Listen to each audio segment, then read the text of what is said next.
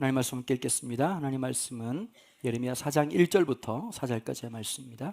예레미야 4장 1절부터 4절까지의 말씀, 우리 한 절씩 교독하시고요, 4절을 함께 읽도록 하겠습니다. 예레미야 4장, 제가 가지고 있는 성경으로는 구약성경 1055페이지에 있습니다. 예레미야 4장 1절부터 4절까지의 말씀, 제가 먼저 1절 읽겠습니다. 여호와께서 이르시되 이스라엘아, 내가 돌아오려거든 내게로 돌아오라. 내가 만일 나의 목전에서 가증한 것을 버리고 내가 흔들리지 아니하며 정의와 공의로 여호와의 삶을 두고 맹세하면 나라들이 나로 말미암아 스스로 복을 빌며 나로 말미암아 자랑하리. 여호와께서 유다와 예루살렘 사람에게 이와 같이 이르노라. 너희 묵은 땅을 갈고 가시덤불에 파종하지 말라. 유다인과 예루살렘 주민들아, 너희는 스스로 할례를 행하여 너희 마음 가죽을 베고 나 여호와께 속하라. 그리하지 아니하면 너희 악행으로 말미암아 나의 분노가 불같이 일어나 사르리니 그것을 끌 자가 없으리라. 아멘. 아멘. 예레미야서를 해석하면서 기본적으로 깔려야 될 전제가 하나 있습니다. 그 전제는 어떤 것이냐면, 예레미야가 직접 설교했을 당시에, 라이브로 설교했을 당시에는 책으로 보지 못했다는 겁니다. 그러니까 두 시대가 공존하는 거죠. 실제로 예레미야 입에서 나오는 설교를 들었던 청중들의 시대가 있을 거고, 포로기 시대였던 바벨론 포로로 끌려가서 이제 드디어 이제 뭐라 그럴까요? 쪽복음처럼 전해지고 있는 이 예레미야의 글을 읽는 두 번째 청중들이 있었다는 겁니다. 두 번째 청중들은 어떤 마음이었을까요? 그때 우리 선조들이 예레미야의 말을 듣고 회개했더라면, 그때 그 문제를 그렇게 했더라면, 여러분 2011년 그 3월 11일인가요? 그 동일본 지전이 일어나면서 우리가 잘 알고 있는 것처럼 후쿠시마 원전이 폭발을 하게 되잖아요. 근데 그게 알고 보니까 우리가 알고 있기로는 그게 이제 쓰나미 때문에 생긴 건 줄 알았는데, 이 버튼 조작 하나를 잘못하는 바람에 그 문제가 발생했다는 거예요. 여러분 그것 때문에 도쿄 원전이라는 데가 굉장히 질타를 받게 되고 문제가 생기게 되지 않았습니까? 만약 그 시점을 조금만 앞에 갔더라면 그 일을 일으킨 사람은 어떤 마음이 들었을까요? 인생을 여러분 좀 지나보고 난 다음에 오늘이라는 가치를 발견하게 된다면 나는 오늘 또 다른 결정을 하지 않았을까라고 하는 이 두 가지 시점을 가지고 늘 말씀을 봐야 된다는 겁니다. 여러분 예레미야 시대는 예레미야에게 멘토 같은 분이 두 분 계셨거든요. 아모스와 호세아입니다. 아모스와 호세아는 예레미야 100년 전 사람인데요, 북이스라엘과 남유다로 나눠져 있는 상황에서 북이스라엘의 유명한 선지자 두 명 계십니다. 바로 그분이 아모스와 호세아라는 선지자입니다. 아마 여러분들이 신앙의 여정을 하시면서 주일날 강단에서 아모스 설교를 들어보기는 쉽지는 않을 것 같습니다. 호세아도 마찬가지고요. 왜 그러냐면 이 아모스 호세아를 설교하다 보면 제일 먼저 설교하는 목사부터 이게 되게 부담스럽습니다. 왜냐하면 잘 된다 이런 얘기를 해야 되는데 한마디 한마디가 마치 오늘을 CCTV로 보고 꼬집듯이 말하고 있거든요. 근데 이 아모스와 호세아서를 보면서 영향을 굉장히 많이 받았던 것 같아요, 예레미야가. 왜냐? 여러분 예레미야서 전체에 보면 호세아서를 마치 보고 쓰는 것 듯한 느낌이 굉장히 많이 듭니다. 나중에 한번 설명을 좀 드리도록 할게요. 이 두 선지자가 무슨 말을 했죠? 경고하는 겁니다. 북이스라엘 향해서. 너네들 이렇게 하면 하나님이 반드시 너네들을 벌하게 될 거다. 하나님 너희들을 반드시 심판하게 될 거다. 너네들 잊지 마라. 하나님은 유예하지 않는다. 그리고 이 단절한 마음으로 이 호세아와 아모스가 이 말을 하게 되는 거예요. 여러분 비슷한 사람이 한 명 있었어요. 성경에 보면 노아가 그렇지요. 노아에게 하나님이 말씀하시고 내가 심판할 거다. 그리고 120년 동안 산에 올라가서 배를 만들었단 말이에요. 근데 120년 동안 어땠을까요? 욕이란 욕은 다 들었겠죠. 경멸스러운 얘기도 하고, 야, 너 지금 제정신이냐? 미친놈이지? 아마 그냥 미친놈 소리를 아주 밥 먹듯이 들었을 거예요. 여기서 중요한 게 있어요. 노아와 하나님께서 왜 노아에게 그런 얘기를 하셨을까요? 왜 그런 명령을 주셨을까요? 하나님은 우리를 부르실 때 당신의 감정이나 당신의 마음을 함께 공유하기를 원하시는 거예요.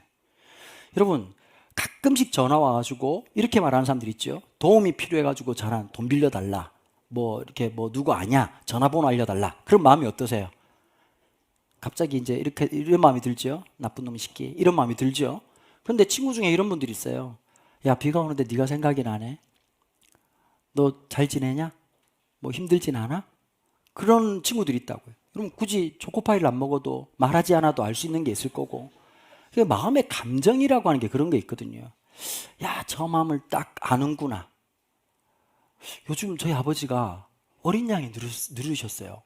저가 전화를 했더니 강 목사, 내가 요즘 어지럽다 그러시더라고요. 그래서 저도 어지럽다고 얘기를 했어요. 여름이라 유전자로 같이 어지러운 것 같다고. 어지럽다고 해서 아버지 몸이 그렇게 쉽게 어지러울 분 아니시라고 이렇게 말씀을 드렸어요. 무슨 의미인지는 저도 알 것 같고 계좌번호가 필요하겠구나라는 생각이 순간 들었지만 어쨌든 참 고마운 게요. 저한테도 늘 그런 말 하는 거예요. 너무 마음 쓰지 마라. 너무 몸 상하지 않도록 해라. 그 살아온 선배로서 해주는 말이니까 참 고맙게 들리는 거예요.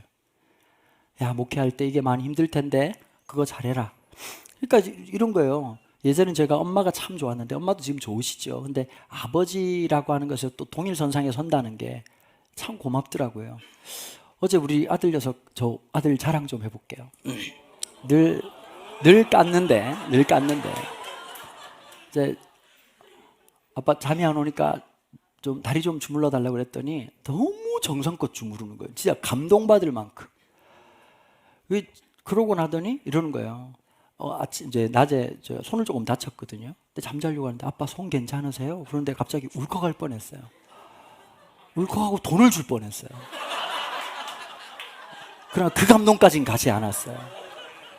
내 돈이니까요. 근데 그 마음만 해도 너무 고맙잖아요.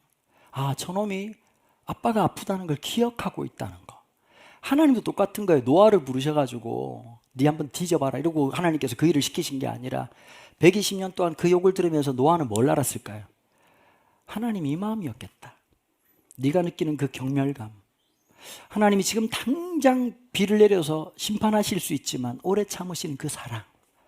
그걸 못 알아듣고 있는 이 백성들의 마음. 그 답답한 마음을 노아가 함께 알고 그래서 하나님이 우리를 향해서 친구라고 얘기하시는 건 딴 게 아니에요. 여러분 인생을 살아가고 믿음의 삶을 살아가면서 때로는 모멸감이 느껴지고 속상한 일이 있다면 그 영광이에요. 우리가 언제 하나님 앞에 하나님과 같은 그 마음과 그 안타까운 느낌을 가지고 살아갈 수 있겠어요? 바로 호세아와 아모스가 그런 삶을 살았던 거예요. 그리고 눈앞에서 이스라엘의 멸망을 북이스라엘의 멸망을 남유다는 보고 있었습니다. 이 본문을 예레미야 3장 6절에서 10절까지는 이렇게 표현하지요. 요시야 왕 때 여호와께서 내게 이르시되 너는 배역한 이스라엘이 행한 바를 보았느냐? 그가 모든 높은 산에 오르며 모든 푸른 나무 아래에 가서 거기서 행음하였도다. 북이스라엘을 심판하실 때의 정황을 얘기하는 거예요. 그래서 여러분 예레미야서가 조금 어려운 게 그 문과는 좀 이해를 할 수 있는데 이과는 좀 어려울 거예요. 그래서 설명을 해드릴게요. 요시야 시대는 요시야라고 하는 사람은 남유다 왕인데 하나님이 브리핑을 하시는 거예요. 북이스라엘이 왜 멸망했는지 아냐? 그놈들이 그렇게 내가 사람을 보내서 얘기했지만 이 배역하고는 음란하게 푸른 나무가 행음했다. 7절 그가 이 모든 일을 행한 후에 내가 말하기를 그가 내게로 돌아오리라 하였으나 아직도 내게로 돌아오지 아니하고 그의 반역한 자매 유다는 그것을 보았느니라. 8절 내게 배역한 이스라엘이 간음을 행하였으므로 내가 그를 내쫓고 그에게서 이혼서까지 주었을 때 그의 반역한 자매 유다가 두려워하지 아니하고 자기도 가서 행음함을 내가 보았노라. 자, 설명을 드릴게요. 금방 읽었는데 뭔 말인지 모르시겠죠? 이 예레미야의 신학적 얘기들을 아주 함축적으로 담고 있어서 말이 조금 어렵습니다. 설명을 드리면 이런 겁니다. 혼인관계로 설명을 해요. 특별히 호세아서에 보면 북이스라엘 선지자였던 호세아가 하나님이 넌 음란한 여자와 만나서 결혼해라. 그 여성이 고멜이었어요. 고멜이라는 한 여성은 역사적 인물이기도 했지만 상징적 의미를 담고 있어요. 북이스라엘 전체가 음란하다는 걸 보여주고 있는 사건이었어요. 애 3명을 낳고 난 다음에 바람나서 도망갑니다. 이 하나님이 주선해가지고 만났는데 이 여자가 애 3명 낳고 다른 놈하고 눈이 맞아서 도망을 가버린 거예요. 도망가고 난 다음에 하나님이 찾아오세요. 2절에 2장에서 뭐라고 말하느냐? 이렇게 얘기하시는 거예요. 네 마누라도 도망갔냐? 내 마누라도 도망갔는데. 자, 노아한테 하신 말씀이나 호세아에게 하신 말씀이 똑같은 거예요. 하나님의 그 상실감, 이스라엘을 잊어버린 그 마음을 호세아는 알고 있는 거예요. 사랑하고 돌봤지만 도망가 버린 여인. 이걸 은유적으로 표현한 겁니다. 이스라엘을 향해서. 어떻게 말했냐? 이스라엘이 하나님께 와서 이혼을 요구하는 거예요. 저 이혼할래요. 저 이제 당신 사랑하지 않아요. 나 딴 놈 생겼어요. 빨리 도장 찍으라고. 빨리 도장 찍으라고 막 소리를 내니까 이 신랑인 하나님이 뭐라고 말하느냐. 내가 더 잘할 줄 테니까 그런 말 하지 마. 내가 네 지금까지 했던 거 다 용서해 줄 테니까 지금이라도 마음을 잡고 나랑 같이 살자. 아, 싫다고 말했잖아요. 꺼지라고. 도장 찍어. 도장 찍어. 그런데 어떻게 했냐. 하나님이 결국 도장을 찍으셨다는 거예요. 자, 이걸 신약적으로 표현하면 어떻게 되죠? 탕자 아버지한테 탕자가 돈 내놓으시오라고 얘기하는 거예요. 안 주려고 했겠죠. 근데 아들을 사랑하는 마음 때문에 아들을 잃지 않으려고 돈을 내줘요. 돈을 받아서 가는 거예요. 돈을 받아 떠난 이 아들과 호세아서에서는 보면 하나님을 싫어해가지고 바알을 섬기고 있는 북이스라엘의 모습을 상징하고 있는 거예요. 자, 그런데 레위기에 보면요, 이 모세오경에 보면 이혼 조항이 있습니다. 이혼 정서를 써줬어요. 이 여자가 떠났으니까. 그러면 성경에 보면 바알을 섬겼단 말이에요. 음란하게. 우리가 똑같이 자본주의에서 돈에 미쳐 관장하는 거하고 똑같은 거죠. 마음은 하나님께 있지 않고 성공에 혹은 뭐 스펙에 혹은 돈에 우리의 마음을 홀딱 빼앗겨 있는 것을 행음하였다라고 표현하거든요. 가가지고 살았어. 그런데 바알하고 살아보니까 여러분 우리 어땠어요? 돈이 남기고 간 상처를 아세요? 사랑이 남기고 떠난 상처를 아세요? 살면서 보면 돈이란 놈이 진짜 무서워요. 돈은 여름철 음식보다 더 빨리 변한다고. 금방 상해버려. 돈은 우리가 어떤 가치로 하나님 나라의 의미와 가치로 바꾸지 않으면 돈은 아픈 기억만 남기고 사라져버리는 거예요. 보통 그런 분들 많잖아요. 아, 저 옛날에 잘 나갔어요. 돈 엄청나게 벌었어요. 혹시 여러분 그런 말하는 분들 중에서 나 얼마 벌었다라고 말하는 분들은 자신 있게 쌩까셔도 전혀 삶에 지장 없습니다. 여러분, 예배라는 게 뭔지 아세요? 영원한 가치로 바꾸는 환전소예요. 이런 걸 쓰시라고요. 펜 있으시면. 예배는 영원한 가치로 환전하는 곳이에요. 우리가 살아가는 지혜, 우리가 살아가는 능력, 우리가 살아가는 그 돈을 영원한 의미와 가치로 환전하는 곳이 예배고 말씀의 능력이거든요. 그럼 의미와 가치를 살아가야 되는데 저나 여러분들이나 의미와 가치보다는 돈이 주는 메시지가 너무 강력한 거예요. 지나고 나면 후회해요. 그게 기회였는데 우리는 그 기회 속에서 뭐만 있느냐? 아픈 추억만 남기고 기억만 남기고 모든 것이 사라져버리는 그런 인생을 살아가 버리거든요. 하나님께서 기회를 주셨어요. 자, 그런데 이 모세오경에 보면 다른 남자랑 결혼하다가 여기도 또 파투가 나가지고 이제 깨진 거예요. 그러면 근데 전 남편이랑 돌아오면 다시 결혼을 할 수 있을까요? 몰라도 모세오경을 몰라도 안 된다고 그랬어요. 율법으로 따지면 이스라엘이 돌아오고 남유다가 돌아와서 하나님을 다시 만나는 것. 율법으로 따지면 우리가 하나님을 섬기겠다고 해놓고 일주일 동안 살면서 우리가 진짜 하나님 앞에 마음 다 쌩까고 지 마음대로 살다가 여기 와서 찬양을 받으면 어떻게 될까요? 성령님이 한 명 한 명 저격수를 불러가지고 화살을 쏘아버려야 된단 말이에요. 가증한 것 이러고 막 어디로 쏘을까요? 조댕이에다 그냥 쏘아버릴 수 있다. 그런데 여기에서 중요한 게 있어요. 예레미야서에 보면 내가 그를 받겠다라고 하는 건 신학적으로 보면요, 아주 큰 담론이 깔려 있어요. 율법으로는 그럴 수 없으나 그건 율법 아래가 아니라 하나님의 은혜 아래서 회복되는 걸 얘기하거든요. 이미 그리스도의 십자가, 구속사적 관점으로 예레미야서를 볼 때는 전제가 하나 있어요. 저나 여러분들이 하나님 앞에 회복될 수 있는 건 우리의 열심이나 우리의 자각이나 우리의 결단이 아니라는 거예요. 우리가 아무리 돌아와서 다른 것하고 벗하고 살다가 주님 믿겠습니다 그래도 율법에서는 불가능한 거예요. 그런데 율법 아래에 있지 않고 우리가 하나님의 은혜의 법, 예수 그리스도의 십자가라고 하는 그 놀라운 사실, 저나 여러분들이나 뻔뻔하게 하나님 앞에 예배할 수 있는 이유는 딱 하나예요. 하나님의 그 놀라운 사랑을 전제로 하고 있기 때문이라는 거예요.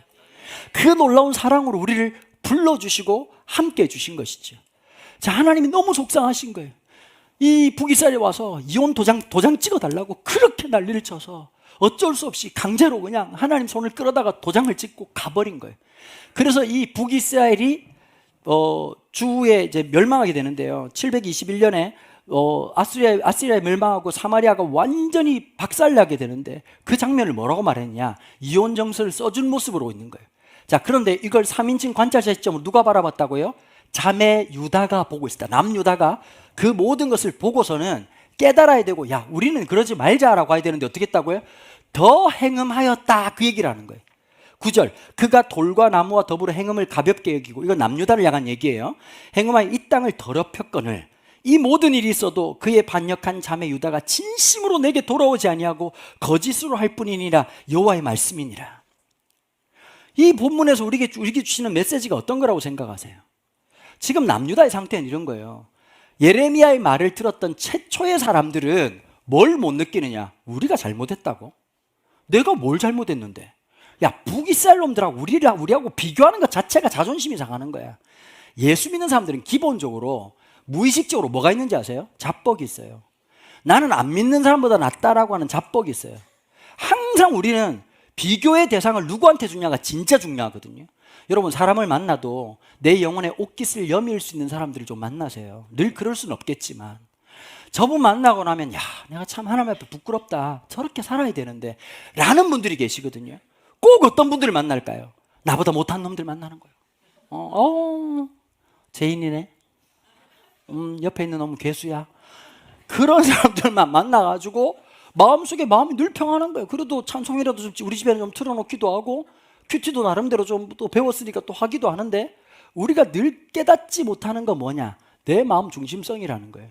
어제 설교 준비를 하는데 갑자기 나 스스로한테 이런 질문이 던져지더라고요. 야, 은도야, 너는 하나님 진짜 사랑하냐? 그 질문 앞에 갑자기 대답이 잘 안 나와요. 막 뜨겁게 사랑한다는 마음이 안 드는 거예요. 야, 이런 내가 설교를 하고 목사를 한다는 게 이게 참 말이나 될까?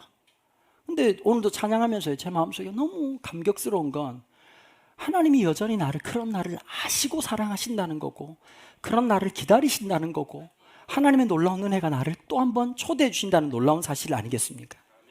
여러분, 이 예레미야 3장 전체를 뒤덮고 있는 핵심적인 히브리어가 있습니다. 슈바 메슈바라고 하는 말입니다. 슈브라고 하는 동사가요, 돌이키다는 뜻이거든요. 그러니까 이 말이 이중적으로 쓰이고 있어요. 북이스라엘 남유다는 하나님 앞에 돌이켜서 자기 마음대로 살아버리고, 하나님은 끊임없이 그 돌아가버린 이스라엘을 향해서, 남유다를 향해서 돌아오라고 말씀하시면서 하나님 얘기하거든요. 네가 그렇게 싫으면 난 돌이킬 거야. 하나님도 등 돌리고 이스라엘도 등 돌려 있는데 하나님이 이렇게 얘기하는 거야. 네가 지금이라도 네 등을 돌리면 나도 돌리겠다. 네가 슈브하면 나도 슈브하겠다. 이 말이 워드 플레이어처럼 이 예레미야 3장 전체를 뒤덮고 있어요. 슈바 메슈바, 돌아오라. 12절, 14절, 22절에 보면 계속 표현되고 있는데, 배역한 이스라엘아 돌아와라, 배역한 자식들아 돌아와라. 돌아옴이라고 하는 걸 좀 어떻게 표현하면 좋을까 하다가 생각났던 한 지점이 있었어요. 제가 이무식 목사님하고 오랫동안 있었는데 세월호 사건이 났을 때였어요. 갑자기 저보고 이렇게 얘기하는 거예요. 팽목항을 가자고 얘기하시더라고요. 팽목항 찍어봤거든요. 야, 7시간 걸리더라고요. 근데 이제 목사님의 성향을 제가 알고 있고, 제가 될 수 있으면 목사님 이렇게 다 좀 알겠습니다 이렇게 하는 스타일이었는데, 그때 제가 몸이 좀 되게 안 좋았어요. 그래가지고 제가 이제 아주 완고고법으로 목사님 너무 멉니다. 그랬더니 하시는 말씀이 기차를 타고 렌트카를 타면 어떻겠냐 이렇게 제안을 하시더라고요. 그 의지가 한번 이러면 날이 섰다는 뜻이잖아요. 그래도 멉니다라고 했는데 딱 한마디 하시더라고요. 강 목사, 역사적 사건은 몸으로 기억할 수 있게 해야 돼. 이 말이 마음속에 탁 들어오면서 뭐지? 이런 마음에 이제 KTX를 타고 목포역에 내려가지고 이제 그다음부터 이제 모든 걸 스케줄을 짜야 되는 거예요. 목사님 성향상 아무 준비를 안 하시거든요. 그분은 1박 2일이나 2박 3일을 가도 몸으로 오세요. 거기까지만 얘기하겠습니다. 깊은 분입니다.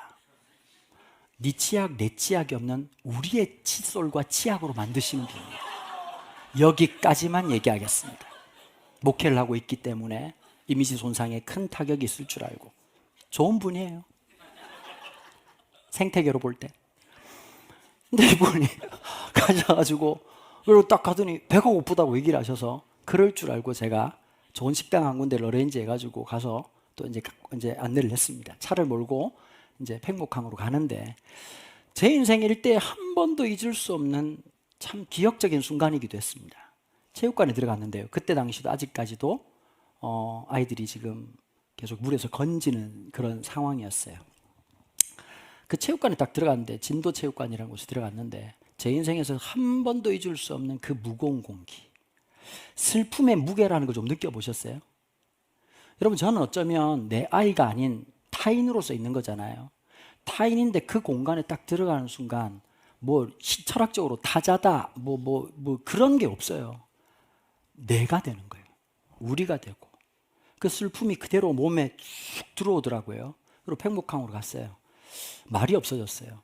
쭉 걸어가는데 제 발걸음을 멈추게 만들었던 어떤 물건이 하나 있었어요.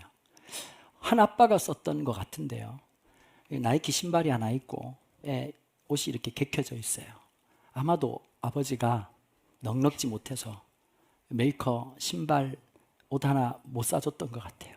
편지를 써놨는데 그게 제가 그냥 오열하게 되더라고요. 아빠가 옷이랑 신발 사왔으니까 누구야 빨리 돌아와. 제가 말씀 준비하는데 하나님 마음이 그거 아닐까? 만약에 우리가 인간으로서 하나님의 감정을 느끼게 된다면 그 지점이 아닐까라는 생각이 갑자기 언뜻 떠오르더라고요. 슈브해라, 돌아와라. 하나님은 아시는 거예요. 거기 가서 뭘 경험할지. 우리가 살아가면서 그 인생살이 참 우리 열심히 살았잖아요. 모질게도 살고 뭐 밥도 하고 참 더럽고 아니 꼽지만 또 직장생활 하면서 견뎌되는 그 일상이 있어요. 만만치 않으실 거예요. 여러분들의 일상을 함부로 폄하하게 하면 안 됩니다. 밥을 하시는 거 그 놀라운 일입니다. 위대한 일입니다. 아빠로서 가장으로서 돈을 버는 거 진짜 놀라운 일입니다. 그런데 여러분 거기 머물면 인생 진짜 허무합니다. 돌아오라고 얘기하시는 거예요. 우리를 향한 하나님의 더 높은 뜻이 있거든요. 더 놀라운 뜻이 있어요. 근데 우리는 그것보다는 우리의 불안을 감출 수 있는 그 무언가를 향해서 허덕허덕하고 살아가는 거예요. 지금 당장 보기에는 스펙이 너무 중요하거든요. 부정하지 않아요. 여러분 지금 당장 생각해보면 돈이라고 하는 게 좀 주어지면 마음이 편안할 것 같은 거예요. 근데 여러분 그거 아십니까? 불행이라고 하는 건 뭔가 부족해서 생기는 게 아닙니다. 주어진 것을 누리지 못하는 데서 비롯되는 거거든요. 거기다 또 하나가 있어요. 돈이 좀 벌 때 더 조심해야 돼요. 돈이라고 하는 놈이 우리의 실존을 자꾸 까먹게 만들거든요. 돈이 있을 뿐이지 내가 변한 게 아니거든요. 여러분 옷을 좀 다른 좋은 걸 입어가지고 아니면 또 머리를 좀 이쁘게 해가지고 아니면 좀 살을 빼가지고 뭐 어떻게 해가지고 좀 멋있게 보일지 모르지만 우리의 실존은 변화가 없어요.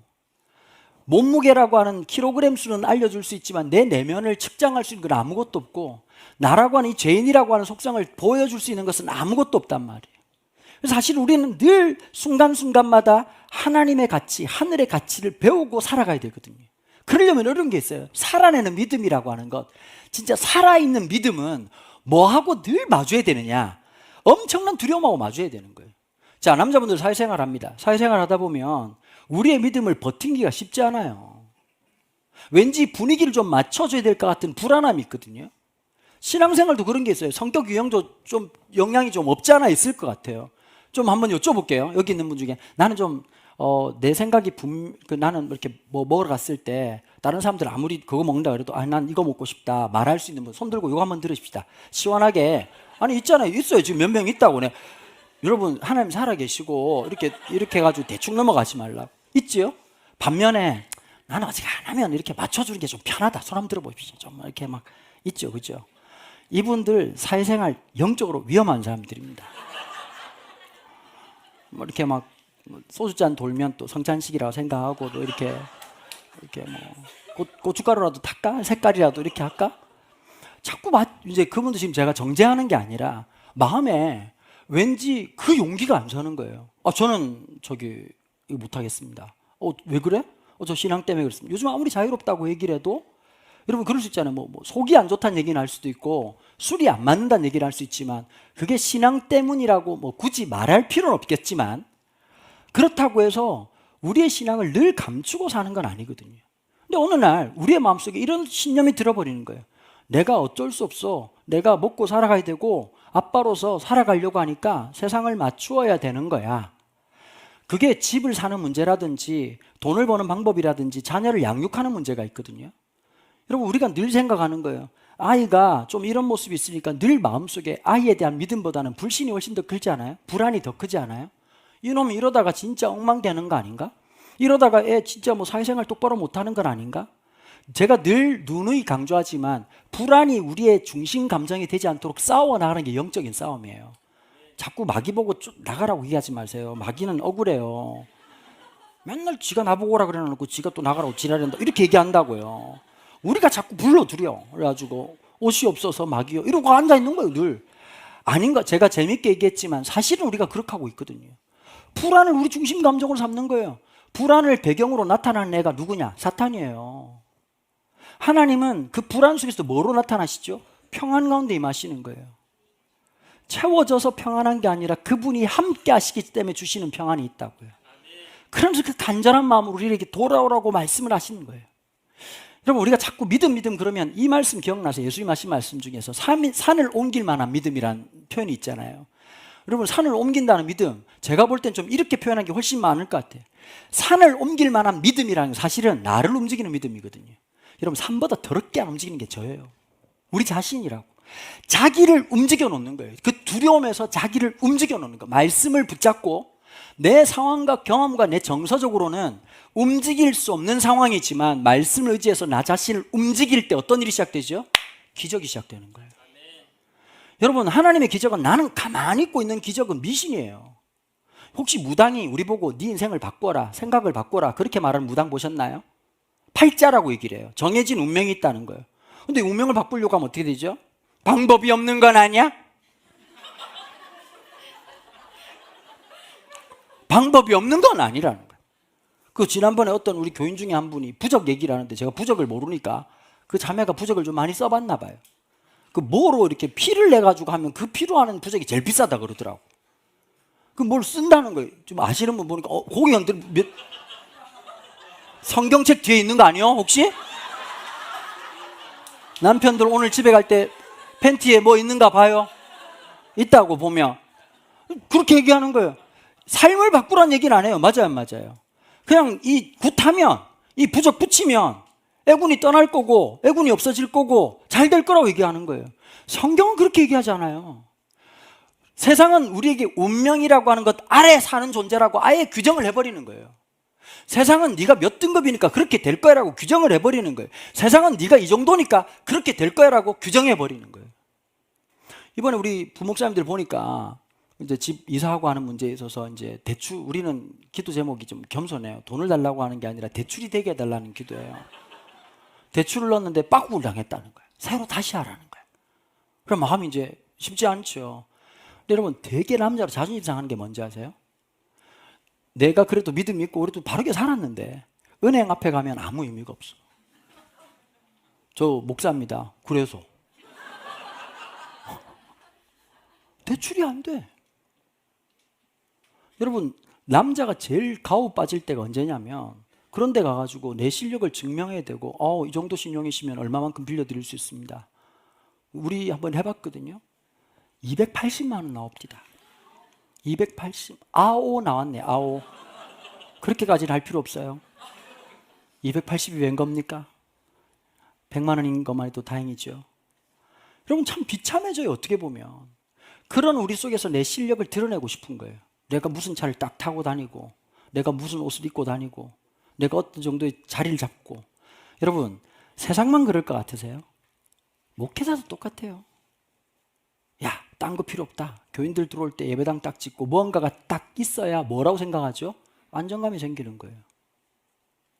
늘 사람들이 돼서 이게 불안한 것보다 예배당 하나 지어놓으면 뭐 나갈 놈 나가고 들어올 놈 들어오는 거예요. 그러는 목사님들 만나면서 어떤 마음이 들까요? 그게 철학이 돼버린 거예요. 산을 옮길 만한 믿음이란 더럽게 움직여지지 않는 이 세상의 법칙에서 내가 말씀을 근거로 나 자신을 옮겨 놓을 수 있을 때 그때 하나님의 역사는 시작된다는 거예요. 여러분 무리 좀 하십시다. 이만큼 살아왔으면 한번 새롭게 사는 것도 필요하지 않을까요? 자꾸 가구만 바꾸려고 하지 말고 자꾸 남편 바꾸려고 하지 말고 내가 새로운 나를 한번 살아가 보는 거예요.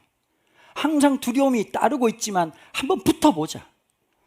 제가 야구 보면서 이럴 때가 있어요. 투수가 마음이 흔들리는 거 누가 제일 잘하는지 아세요? 포수가 제일 잘 알아요. 포수가 때로는 나이가 어릴 때가 있잖아요. 나이 많은 포수 같으면 야단도 치고 이렇게 하지만 나이가 어려도 가이드를 해야 되거든요. 가이드를 할 때 여러분 야구 한번 보실 때 포수들이 이렇게 할 때가 있어요. 포수들이 갑자기 지가 던질 것도 아닌데 공을 이렇게 던지라고 얘기하고는 빵빵 이게 무슨 뜻인지 모르시죠? 아무것도 모르는 여러분들을 위해서 상세하게 설명을 드릴게요. 자신 있게 뿌려라. 붙어라. 피하지 말고 붙어라. 맞아도 붙어라. 그리고 딱 해서 삼진 잡으면 어떻게 하던가요? 포수가 공을 흔들고 딱 이렇게 하는 거예요. 봐, 되잖아. 여러분, 우리의 믿음으로 한번 붙어보라고. 그 믿음 어디다 써먹으려고? 발효가 돼도 너무 됐네요. 여러분, 묵은지도 한 3년 돼야 쓰지 한 30년 된 건 써먹을 데가 없어요. 유물이에요, 유물. 묵은지하고 유물은 구분을 하셔야 돼요. 안 웃는다고 여러분, 그냥 지금 유물 냄새가 너무 많이 나요, 여기. 믿음을 어디 가가지고 여기 와서 써먹지 말고 여기 나가셔가지고 우리 일상생활 속에서 자녀들 가운데 부부 사이에서 내가 살아가는 일상생활 속에서 그 믿음을 살아내보는 거예요. 그럴 때 하나님께서 역사하시거든요. 그러면서 이런 말이 나오는 거예요. 똑같은 얘기 하잖아요. 안 변할 줄 알았어요. 안 될 줄 알았어요. 못할 줄 알았어요. 그런데 되더라고요. 하나님의 사람들의 신앙의 고백은 뭐죠? 스펙이 아니라 스토리, 간증인 거예요. 하나님의 사람으로 살아갈 때 나타난 놀라운 역사. 여러분, 이사 간다고 달라질 것 같습니까? 아이가 전학 간다고 인생이 달라질 것 같습니까? 여러분, 새로운 직장 간다고 달라질까요? 예배당을 바꾼다고, 교회를 바꾼다고 달라질까요? 우리의 삶이 변하지 않으면 잠시 배경을 바꾼다고 우리의 삶의 본질이 바뀌지 않아요. 오늘 내 삶에서 그게 믿음이 크고 적고의 문제가 아니라 오늘 나 스스로를 하나님 앞에 그렇게 살아갈 수 있는 거. 하나님 얘기하시는 거예요. 네 그 방향으로 가면 아무 소망이 없으니 슈브해라. 돌아와라. 돌아와라. 마치 백목항에서 아들을 기다리고 있는 그 아버지의 마음처럼 오늘도 우리를 향해서 그 놀라우신 사랑, 표현할 수 없는 그 사랑이 저와 여러분들을 기다리고 있는 거 아니겠습니까? 예레미야 3장 22절입니다. 배역한 자식들아 돌아오라. 내가 너희의 배역함을 고치리라 하시니라. 보소서 우리가 주께 왔사오니 주는 우리 하나님 여호와이심이니이다. 작은 산들과 큰 산 위에 떠드는 것은 참으로 헛된 일이라. 이 모든 건 산당에서 이제 그 무당들 발광하는 걸 얘기하는 거예요. 이스라엘의 구원은 진실로 우리 하나님 여호와께 있나이다. 부끄러운 그것이 우리의 청년의 때로부터 우리 조상들의 산업인 양떼와 소떼와 아들들과 딸들을 삼켜 싸운즉 우리는 수중에 눕겠고 우리의 치욕 우리를 덮을 것이니 이는 우리와 우리 조상들이 청년의 때로부터 오늘까지 우리 하나님 여호와께 범죄하여 우리 하나님 여호와의 목소리에 순종하지 아니하였음이니라. 자, 이 원인을 깨닫고 지금 이 얘기를 누가 하느냐? 하나님이 하시는 거예요. 남유다 백성들이 하면 얼마나 좋아. 그런데 아까 두 가지 시점이 있다고 그랬죠. 라이브로 들을 때는 쌩깐 거예요. 자기 인식이 없어요. 늘 우린 괜찮다고 생각하는 거예요. 아, 나 잘 지내고 있어요. 여러분, 사실은 이런 거예요. 목사님, 사실은 이렇게 말할 수 있는 분은 용기 있는 분들이에요. 더 위험한 게 뭔지 아세요? 사실은이라고 얘기될 게 수없이 많은데 그걸 인지하지 못하는 거예요. 뭐 때문에요? 잘 돌아가는 것 같거든요. 돈도 따박따박 입금이 돼. 애도 그럭저럭 학교 적응을 해. 몸은 아프고 싶은데 안 아파. 아, MRI 찍었어요. 또 깨끗하답니다. 아주 깨끗하답니다. 그땐 왜 혹이 썼냐 그랬더니 잘못 찍은 것 같다고 얘기를 했어요. 사람을 2달 동안 그래 살 뺐는데 혹이 없답니다. 뭐라도 있어야 되는데. 여러분, 살면서 문제가 없으면 그냥 덮고 넘어가는 거예요. 제가 혹 있다는 말에 7kg 뺐어요. 7kg를 뺐어요. 7kg를. 혹을 드릴까요? 혹을 좀 많이 받아가셔야 될 것 같은데요. 여러분, 그 말에 뜨끔해가지고 식생활 습관도 바꿔야 되겠고 이렇게 하면 안 되겠구나라고 생각을 한 거예요. 사실은 그게 축복이에요. 내 건강을 돌아볼 수 있는. 우리 영혼의 건강을 지금 생각하면서 나는 괜찮다고 생각하는 그 생각이 진짜 위험하거든요. 남유다 백성들이 그래서 멸망한 거예요. 자, 그런데 이 기록된 문헌을 봤던 포로기 백성들이 어떻게 생각할까요? 그때 우리 선조들이, 그때 우리 조상들이, 그때 하나님의 사람들이 조금이라도 회개했더라면. 그래서 여러분, 다니엘서에 보면 다니엘서 9장에 그 예레미야의 글을 받아보게 되거든요. 이게 어떻게 돌다가 다니엘 손에 들어왔어요. 소름이 돋죠. 평생 성경 없이 살다가 예레미야서를 읽다가 이 본문을 읽다가 다니엘이 눈물이 터져버린 거예요. 뭐라고 기도하죠? 우리의 죄입니다. 나의 죄입니다. 내 선조의 죄가 아니라 우리의 죄입니다. 여러분, 하나님이 70년이라고 하는 시간을 정해놓으셨을 뿐만 아니라 기다리시는 거예요. 뭘 기다리신 거죠? 그 포로로 끌려갔던 백성이라도 하나님 말씀을 기억하고 슈브했던 그 백성을 통해서 어떻게 하시죠? 고레스의 마음을 주장하시고 역사하셔가지고 거기에서 돌아오게 하신단 말이에요. 혹시 여러분들에게 그런 시점이 필요하고 그런 사건이 필요하다면 오늘 말씀을 꼭 기억하셔야 돼요. 상황을 바꾸고 분위기를 바꾼다고 인생이 달라지지 않아요. 우리가 하나님 앞에 돌아가지 않는 한 절대로 이런 일이 일어나지 않거든요. 4장 1절 말씀입니다. 여호와께서 이르시되 이스라엘아 내게로 돌아오려거든 네가 돌아오려거든 내게로 돌아오라. 네가 만일 나의 목전에서 가증한 것을 버리고 네가 흔들리지 아니하며 진실과 정의와 공의로 여호와의 삶을 두고 맹세하면 나라들이 나로 말미암아 스스로 복을 빌며 나로 말미암아 자랑하리라. 여호와께서 유다와 예루살렘에서 이와 같이 이르노라. 너희 묵은 땅을 갈고 가시던 물에 파종하지 말라. 유다인과 예루살렘 주민들아 너희는 스스로 할례를 향하여 너희 마음 가죽을 베고 나 여호와께 속하라. 그리하지 않으면 너희 악행으로 말미암아 나의 분노가 불같이 일어나 사르리니 그것을 끌 자가 없으리라. 여러분 이 예레미야서를 제가 연구하는 데 있어서 제일 중요하게 생각하는 그 신학자가 한 명 있습니다. 크리스토퍼 라이트라고 하는 분이신데요. 이분은 시종일관 예레미야서를 뭐라고 하느냐? 선교적 책이라고 얘기하거든요.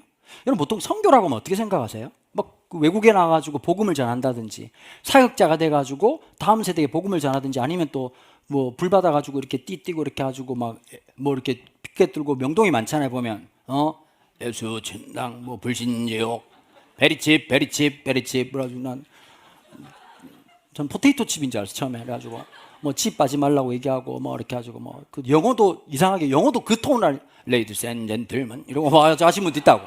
또 아나따와 강고 뭐 이게 뭐 예수 그리스도 뭐 이렇게 하면서 하는 분도 있다고요.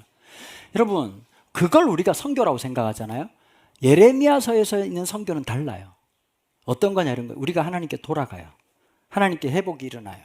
그러면 우리의 삶을 하나님은 당신을 드러낼 무대로 삼으시는 거예요. 우리의 삶이 어떻게 되죠? 누군가에게는 하나님의 역사의 실존이 되게 하시는 거예요. 그래서 그것을 보는 수많은 사람들이 내가 잘 모르겠는데 네 보니까 하나님이 살아있는 것 같다. 너 보니까 이야 그거 참 신기하네. 하나님 역사하는 것 같다. 크리스토퍼 라이트가 얘기하는 것은 바로 그 선교예요. 저나 여러분들이 슈브 하나님께 돌아가기 시작하면 우리의 삶을 통한 하나님의 놀라운 계획은 절대 포기하지 않는다는 거예요. 지금도 저와 여러분들의 삶을 통해서 땅끝까지 복음을 전하시겠다는 이 놀라운 사실. 우리가 하나님 백성이 하나님 백성다워지고 우리가 하나님 말씀 앞에 다시 회복되기 시작할 때 세상은 주님의 영광을 보게 될 것입니다. 세상은 하나님의 살아계심과 함께하심을 보게 될 것입니다. 그러니 우리가 돌아가야지요. 그러니 주님의 은혜로 나아가야지요. 나아갈 수 있는 비결은 딱 하나예요. 하나님의 한없는 사랑이에요. 우리를 부르시고 초청하시고 우리를 통해서 역사하기로 작정하시는 그 하나님의 놀라운 사랑이 오늘 저와 여러분들의 삶을 새롭게 주장하게 되기를 주님의 은혜로 주님의 이름으로 축원합니다.